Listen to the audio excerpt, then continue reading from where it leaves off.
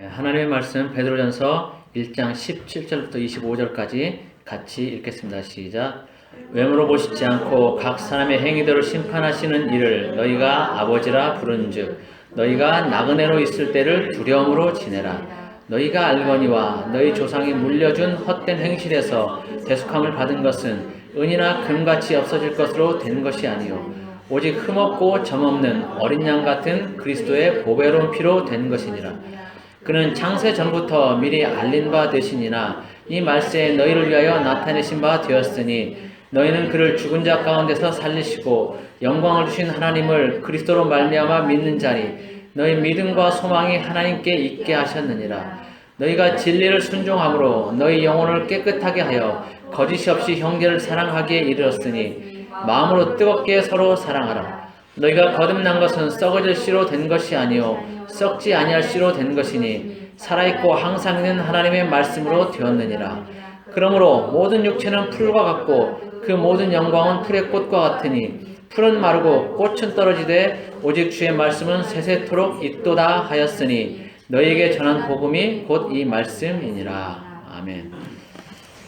자, 오늘 하나님의 말씀은 행위대로 심판하시는 이 라는 제목으로 보겠습니다. 행위대로 심판하시는 이. 소제목으로는 나는 명마인가 라는 제목도 생각해 보시기 바랍니다. 나는 명마인가. 여러분 잠시 지금 여러분 자신의 외모를 한번 훑어보시기 바랍니다. 머리끝에서 발끝까지 쭉 이쁘게 잘 차려입고 오셨죠? 우리 소유자면 이제 거울도 보면서 다시 한번 단장하고 잘 차려입고 오셨습니까? 여러분 스스로 마음에 드세요? 하나님 앞에 예배 드리러 오면서 깨끗하고 단정하게 준비된 모습으로 다 오셨을 줄 압니다.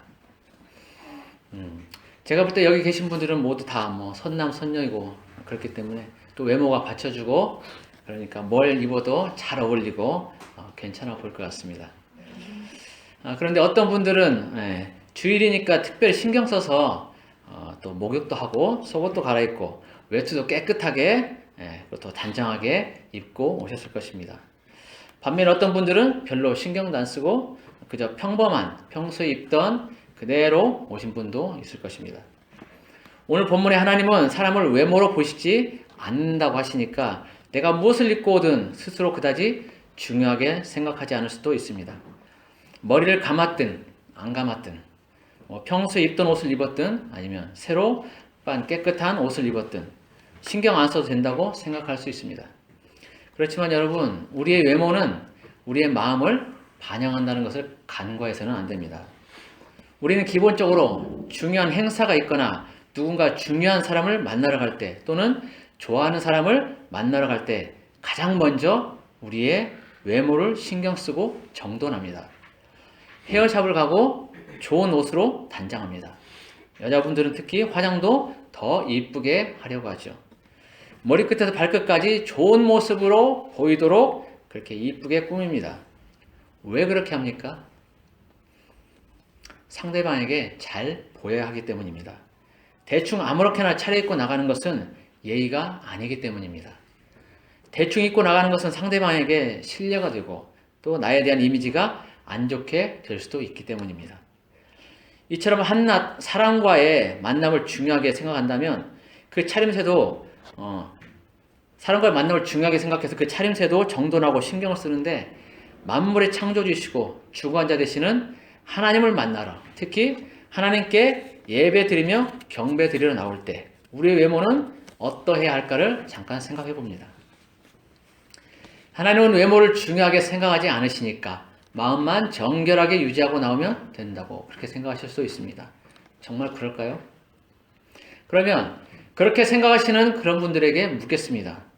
여러분의 마음은 정말 정결하십니까? 그러면? 하나님 앞에 한 점 부끄럼 없이 떳떳하십니까? 아마 예라고 대답하실 분 거의 없을 것입니다. 마음이 정결하게 준비되면 그 마음이 외부로도 나타나게 되어 있습니다.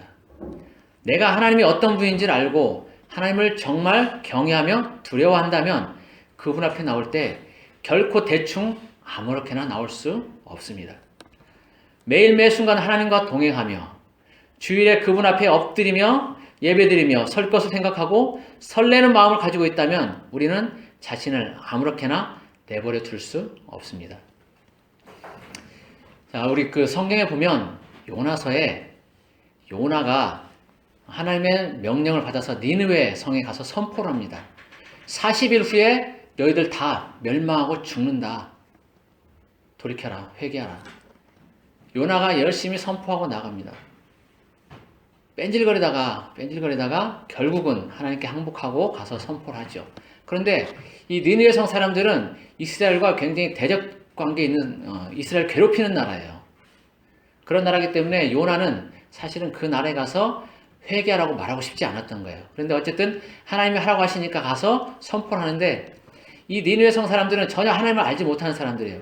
그런데도 요나가 가서 돌아다니면서 선포를 하니까 이 사람들이 다 회개를 하는 거예요. 왕으로부터 해가지고 짐승에 이르기까지 다 베옷을 입고 하나님 앞에 나와서 회개를 합니다. 그들의 모습이 뭐였냐면 행동이 모든 행동도 조심조심하고 베옷을 입어요. 그때는 회개의 의미로 베옷을 이렇게 입고 했었는데 실제 하나님을 알지 못하는 백성들도 그렇게 자신의 마음을 표현하면서 하나님께 나아갔습니다. 그럴 때 하나님이 그들을 멸망시키지 않았습니다. 또 아합 왕이 있습니다. 이스라엘에 악한 왕입니다. 이 왕이 굉장히 악하고 하나님을 멀리하고 우상 숭배하는 왕인데 엘리야가 가서 경고를 합니다. 당신 죽는다. 그렇게 하나님 앞에 나오지 않으면 올바로 섬기지 않으면 이방신을 섬기고 그러면 당신 죽는다라고 경고를 했습니다. 그러니까 이 악한 왕이 그 말을 듣고는 겸비합니다. 정말 걸음도 천천히 걷고 베옷을 입고 그렇게 하나님 앞에 나아갑니다. 이 행위들은 그 마음에서 나오는 거예요. 베옷을 입고 자기 행실을 절제하고 이런 것들이 마음에 있는데 행위로 안 나타나면 알 수가 없어요. 뭐든지 마음에 있으면 그것이 그 진실하면 겉으로도 드러나게 되어 있습니다. 여러분, 우리가 주일에 예배 드려 나올 때 하나님을 만난다는 것에 대한 설레임이 있습니까? 좋아하는 사람을 만나러 나갈 때 그런 때처럼 그런 설레임이 있습니까? 그분 앞에 준비하고 나옵니까? 우리는 하나님이 어떤 분이신지 잊고 있습니다. 아니, 처음부터 모르고 있는지도 모릅니다. 하나님이 만물의 창조주시고 주관자이시며 우리를 죄에서 구원한 그런 엄청난 분이신데 그것이 과연 실감이 나십니까? 그저 습관처럼 들어왔던 말들 지금 또 듣고 있는 것입니까? 하나님이 나를 창조하시고 지금도 다스리고 주관하신다는 것이 느껴지십니까? 그 위대하고 거대하신 하나님이 피부로 와 닿습니까? 거룩하시고 죄를 용납하지 않으시며 정결하신 그 하나님이 우리가 예배드리는 그 하나님이시라는 것을 아십니까? 우리는 하나님을 너무나 피상적으로 알고 있습니다. 많은 사람들이 그저 사랑의 하나님이라고 말하니까 내가 잘못해도 대충 눈 감아 주시겠지라고 생각하며 모든 것을 용납하시고 이해하시는 그런 분으로 그렇게 피상적으로 알고 있습니다. 여러분이 알고 계시는 하나님은 어떤 분이십니까? 많은 사람들이 알고 있는 그런 사랑의 하나님이십니까? 오냐 하면서 모든 것을 이해하시는 하나님이십니까? 하나님은 결코 그렇게 간단하지도 만만하지도 호락호락하지도 않은 분임을 알아야 합니다. 이제 제가 두 가지 예화를 들려드릴 텐데 잘 들으시고 깊이 생각해 보시기 바랍니다. 제가 조금 각색한 부분도 있으니까 참고하시기 바랍니다. 어떤 한 외국 목사님이 계셨습니다. 그분은 예수님을 영접한 이후에 하나님의 뜻대로 헌신하며 이웃을 섬기며 사셨습니다. 그런데 어느 날 그분에게 예수님이 나타나셔서 나는 너를 천국으로 데리고 갈 수 없다라고 말씀하셨습니다. 그 말씀을 들은 목사님은 너무나 놀라서 예수님께 물었습니다. 아니 예수님, 저는 지금까지 예수님을 정말 성실히 섬기고 주님만을 바라보면서 한눈 팔지 않고 정결하게 살아왔는데 왜 제가 천국에 갈 수 없다고 말씀하십니까? 왜 그렇습니까? 물었습니다. 예수님은 그 목사님에게 너는 도둑이다 라고 말씀하셨습니다. 그 목사님은 평소에 남의 것에 손을 댄 적이 없었고 아무리 생각해봐도 알 수가 없습니다. 그래서 예수님께 왜 자신이 도둑인지를 물었습니다. 예수님은 그 목사님이 아주 오래전에 친구에게 5센트를 빌렸는데 그것을 갚지 않았다는 것입니다. 그래서 도둑이라는 것입니다.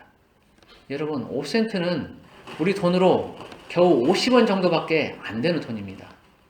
큰 돈이 아니고 아주 작은 돈이고 빌려준 친구도 어쩌면 잊어버리고 안 받아도 되는 그런 돈입니다.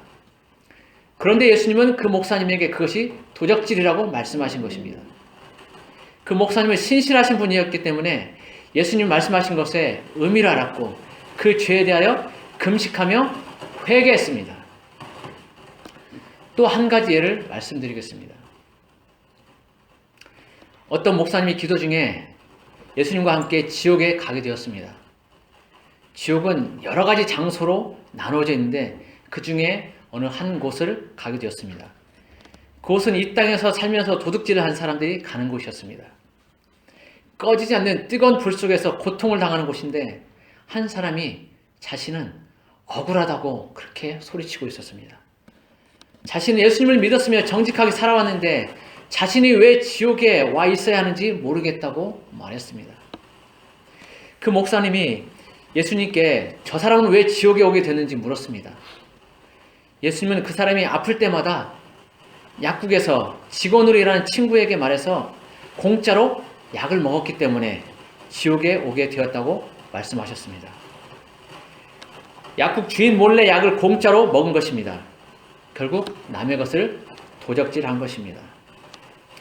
우리는 사소하게 대수롭지 않게 넘어갈 수 있는 일이지만 예수님은 그것을 죄라고 말씀하시는 것입니다. 지금 말씀드린 이 두 가지 이야기를 들으면서 여러분 어떤 생각을 하셨습니까? 그럴 수도 있지. 그런 것 가지고 지옥에 보내냐고 생각하는 분도 있을 것이고, 죄는 정말 무서운 것이구나. 아무리 사소한 것이라도 죄는 짓지 말아야겠구나라고 경각심을 가지는 분도 있을 것입니다. 여러분, 하나님은 결코 만만한 분이 아닙니다. 하나님은 거룩하시고 정결하신 분이기 때문에 죄는 아주 사소한 것이라도 용납하지 못하십니다. 그분의 속성이 그렇기 때문에 아무도 이것을 거스를 수 없습니다. 이것은 심지어 하나님 자신도 거스르지 못합니다. 우리가 평소에 아무렇지도 않게 생각하며 사소하게 생각했던 것들이라도 그것이 성경에 비추어 봐서 죄라면 그 죄는 우리를 저 뜨거운 지옥불 속으로 끌고 갈 것입니다. 그리고 너무도 안타깝지만 그곳에서 영원히 고통을 당하며 살게 될 것입니다. 여러분, 하나님을 만만하게 보지 마시기 바랍니다. 천국에 들어가는 일이 쉬울 것이라고 생각하지 마시기 바랍니다. 지금 우리가 예수님 믿고 교회 다니니까 당연히 천국에 갈 수 있을 것이라고 착각하지 마시기 바랍니다. 예수님은 천국에 들어가기가 얼마나 어려운지 부자의 비유를 통해서 말씀하셨습니다. 부자가 천국에 들어가기가 얼마나 어려운지 낙타가 바늘길을 통과하는 것보다 어렵다고 하셨습니다. 부자는 예수님보다 자기가 가진 것을 의지하기 때문에 가진 재물이 우상이 되어서 천국에 가지 못하는 것입니다. 그러나 이것이 비단 부자에게만 해당되는 것이 아님을 알아야 합니다. 이 땅에서 예수 믿고 교회 다니는 사람들 중에서도 천국에 갈 수 있는 사람은 아주 소수에 불과할 것이기 때문입니다. 구원받고 천국에 들어가는 사람이 많지 않음에 대해 예수님은 이렇게 말씀하셨습니다. 마태복음 7장 13절 14절을 보면 이런 말씀이 있습니다. 좁은 문으로 들어가라. 멸망으로 인도하는 문은 크고 그 길이 넓어 그리로 들어가는 자가 많고 생명으로 인도하는 문은 좁고 길이 협착하여 찾는 자가 적음이라. 그리고 누가복음 13장 23절 24절에도 이와 비슷한 말씀이 있습니다. 어떤 사람이 여짜오되 주여 구원을 받는 자가 적으니까 그들에게 이르시되 좁은 문으로 들어가기를 힘쓰라. 내가 너희에게 이르노니 들어가기를 구하여도 못하는 자가 많으리라. 마태복음에서는 생명으로 인도하는 길이 협착하고 문이 좁아서 찾는 자가 적다고 말씀하시고, 누가복음에서는 들어가기를 구하여도 못하는 자가 많다고 말씀하십니다. 천국에 가보려고 교회를 열심히 다니지만 천국에 못 가는 사람이 많다는 것입니다. 예수 믿는다고 교회 다닌다고 하면서 세상 사람들과 똑같이 살고 다른 모습이 하나도 없는데 그 사람이 과연 천국에 갈 수 있겠습니까? 교회 다니면서 절에 가고 점집에 찾아다니고 부적 가지고 다니고 돈을 사랑하고 다른 사람을 미워하고 시기하고 질투하고 험담하고 비방하고 도둑질하고 간음하고 부모 공경 안 하고 이웃사랑 안 하고 이기적으로 하는데 천국이 가당키나 하겠습니까? 어림도 없습니다. 하나님을 우습게 보지 마시기 바랍니다. 교회 다니는 사람 중에 진정한 구원을 받고 천국에 이르는 사람은 겨우 10% 정도밖에 안 될 것입니다. 지금 예수 믿었다고 앞으로 계속 천국이 보장이 될까요? 늘 말씀드리지만 한 번 구원이 영원한 구원이 아님을 알아야 합니다. 날마다 말씀대로 정결한 삶을 살지 않는다면 천국은 어림도 없습니다. 사도 바울은 우리에게 날마다 구원을 이루라고 말했습니다. 날마다 정결한 삶으로 매일매일을 살아가야만 영원한 생명을 소유하고 천국에 이를 수 있는 것입니다. 하나님 외에 다른 것에 마음을 두고 곁눈질하거나 한눈 팔면 결코 천국에 합당하지 않습니다. 어떤 목사님이 설교하시는 걸 들었는데 명마에 대한 것이었습니다. 여러분, 명마의 가격이 어느 정도 되는지 혹시 아십니까? 아마 들어보신 분도 있을지 모르겠습니다. 놀라지 마십시오. 명마는 그 가격이, 진짜 명마는 100억 원 정도 한답니다. 100억 원. 100만 원이 아니고 100억 원입니다. 100억 원. 계산되세요?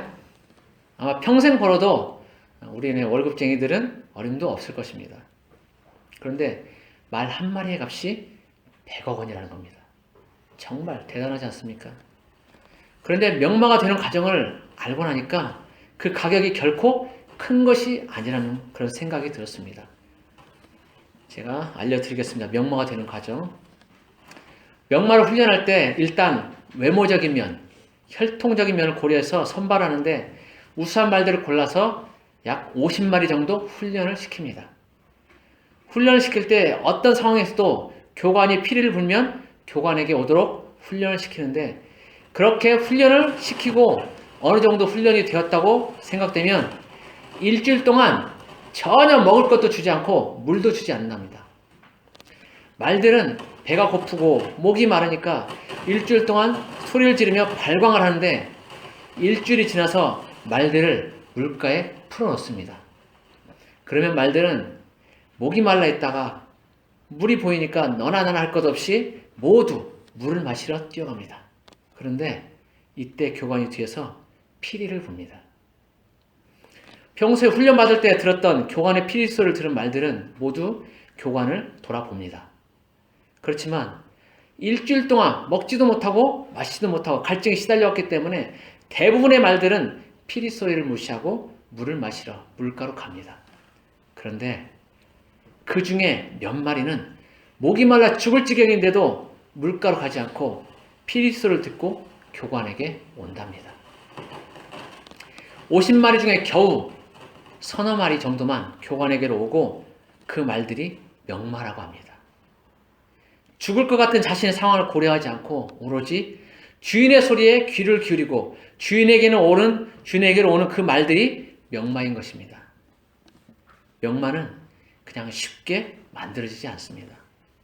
자신을 버리고 주인의 음성에 순종할 때 비로소 명마가 되는 것입니다. 죽을 것 같아도 목숨까지도 뒤로 하고 주인에게로 갈 때 명마가 되는 것입니다. 저는 이 명마에 대한 이야기를 들으면서 눈물이 났습니다. 나는 과연 명마인가를 생각해 보면서 마음이 아팠습니다. 내 자신은 잘하고 있다고 착각하지만 결코 주님 앞에 명마가 아닌 것을 알기 때문에 주님께 죄송하고 할 말이 없었습니다. 그저 죄스러운 마음뿐이었습니다. 설교 원고를 작성하면서도 계속 눈물이 났습니다. 여러분은 명마입니까? 주님의 음성에 귀 기울이며 그 음성에 순종하고 있습니까? 내가 죽을 것 같아도 주님이 말씀하시면 그 말씀에 순종하십니까? 내가 소중하게 생각하는 것을 버리라고 할 때 버릴 수 있습니까? 내가 하고 싶은 것을 주님이 하지 말라고 할 때 하지 않을 수 있습니까? 내가 쾌락을 추구할 때 그것이 하나님의 뜻이 아니라면 하지 않을 수 있습니까? 여러분, 제가 하는 설교 또는 다른 목사님들이 하는 설교를 듣고 여러분의 마음에 찔림이 없고 울림이 없고 여러분의 삶에 변화가 없다면 여러분은 명마가 아닙니다. 하나님 나라에 합당하지 않습니다. 그리고 찔림이 있고 찔림만 있고 삶이 그대로라면 그 역시 명마가 아닙니다. 머리만 커져갈 뿐입니다. 그런 분들은 목사님의 설교를 사람의 말로 듣습니다. 하나님이 하시는 말씀으로 듣고 두렵고 떨림으로 받는다면 삶이 변하지 않을 수가 없습니다. 물론 어떤 목사님의 설교는 생명이 없는 것도 있습니다. 모두가 같은 설교가 아닙니다. 그저 한낱 한편의 강의에 불과한 것도 있습니다. 보통 사람들은 그런 설교를 듣고도 은혜 받았다고 하면서 좋아하겠지만 영이 깨어있는 사람은 그런 설교를 들으면 무척 지루하게 느낍니다. 그 시간이 그저 10분, 20분일지라도 무척 길게 느껴지고 지루하게 느껴집니다. 그 설교 안에 생명이 없기 때문입니다. 이런 설교는 100번, 1000번, 1000번을 들어도 삶이 변화되지 않습니다. 전에 어떤 목사님들의 설교를 매주 40분 동안 듣는 동안 지루해서 아주 죽을 지경이었던 그런 기억이 납니다.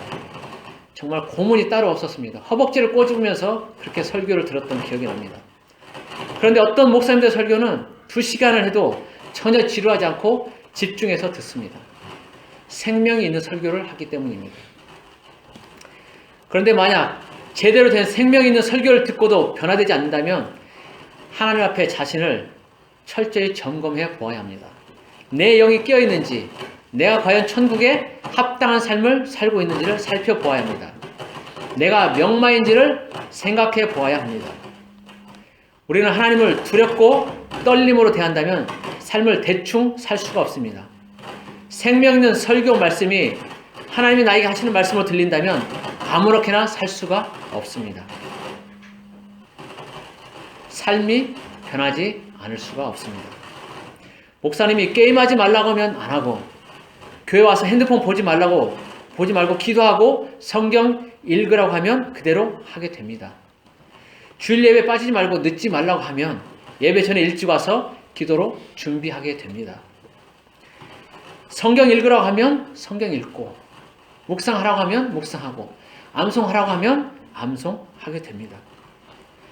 내 마음이 하나님 앞에 바로 서 있고 순종할 준비가 되어 있다면 반드시 나의 삶은 변하고 나의 행동과 외모도 변하게 되어 있습니다. 나의 말과 행동, 옷차림 하나에도 정결하게 하려고 신경 쓰고 두렵고 떨림으로 하나님 앞에 설 것입니다. 오늘 본문 17절을 보겠습니다. 외모로 보시지 않고 각 사람의 행위대로 심판하신 이를 너희가 아버지라 부른즉 너희가 나그네로 있을 때를 두려움으로 지내라. 하나님이 외모를 보시지 않는다는 말씀은 우리의 외모가 아무렇게나 되어도 된다는 그런 의미가 아님을 알아야 합니다. 마음에 있는 것이 외모로 나타나기 때문에 그 마음이 중요하다는 것입니다. 그리고 마음에서 나온 그 행위대로 심판이 있으니 모든 말과 행동을 조심하고 정결하게 유지하며 두려움으로 지내라는 것입니다. 이 두려움은 공포가 아닌 경건한 두려움입니다. 사도 바울은 복음을 전하고 자신이 버림을 받을까봐 교만하지 않고 말씀에 순종하도록 늘 자신을 채찍질하며 두려움으로 지냈습니다. 예수님이 오실 때가 얼마 안 남았다는 것을 알면서 제 안에 언제부터인가 바울과 같은 이런 두려움이 있습니다. 나는 천국 가겠거니 착각하며 지내다가 지옥에 가진 않을까 두려운 마음이 있습니다. 그래서 아무리 사소한 것이라도 그것이 말씀에 비추어보고 양심에 비추어봐서 잘못되었고 죄라면 그것이 아무리 내게 유익이 되고 즐거움이 되더라도 버리려고 합니다. 내 자존심이 상하더라도 자존심 버리고 말씀에 순종하려고 합니다. 주님 말씀에 귀 기울이고 순종함으로 주님 앞에 훌륭한 명마가 되어 보려고 합니다. 여러분, 우리는 오늘 본문의 말씀처럼 우리가 나그네로 있는 지금 이때를 두려움으로 지내야 합니다. 흥청망청 되는 대로 살아서는 안 됩니다. 내가 하고 싶은 것들 다 하면서 쾌락을 즐기고 살아서는 안 됩니다. 세상적인 즐거움에 빠져 있으면 안 됩니다. 정결하게 예수님의 신부로 단장하고 있어야만 합니다. 명마가 그냥 되는 것이 아니고 목숨을 버려야 되듯이 천국도 결코 그냥 주어지지 않습니다. 부디 좁은 길로 가며 자신의 삶을 예수님처럼 정결하게 살아내서 하나님의 마음을 기쁘시게 하고 영생을 소유하는 우리 모두가 되기를 예수님의 이름으로 축복합니다. 기도하겠습니다. 고마우신 예수님, 감사합니다. 우리가 어떻게 살아야 하는지를 보았습니다. 우리의 마음이 어디에 있어야 되는지를 보았습니다. 명마가 그냥 이루어지는 것이 아님을 알았습니다. 자신의 목숨을 내어놓고 주인의 말에 순종하고 나아가는 그 말이 명마인 것을 알았습니다. 하나님, 우리 자신이 이런 명마가 되기를 원합니다. 우리의 주어진 상황들 다 버리고 바울처럼 모두 다 배설물로 여기며 하나님이 말씀하신 것만, 하나님의 뜻만 바라보고 순종하고 나아가기를 원합니다. 하나님, 우리가 그런 명마가 되게 해주십시오. 우리의 마음을 지켜주십시오. 우리가 주님 앞에 헌신하고 나아가기 원합니다. 세상 것 바라보지 아니하고 세상에 발 두지 아니하며 오직 주님만 바라보고 나아가기를 원합니다. 하나님, 우리의 마음을 지켜주십시오. 우리의 생각을 지켜주십시오. 우리의 행동을 지켜주십시오. 우리가 그렇게 나아갈 수 있도록 우리를 도와주십시오. 매일 매 순간 주님을 의뢰하며 주님을 신뢰하며 주님과 동행하기를 원합니다. 하나님, 우리를 지켜주십시오. 하나님께 모든 걸 의탁합니다. 주님 사랑합니다. 예수 그리스도의 이름으로 기도합니다. 아멘.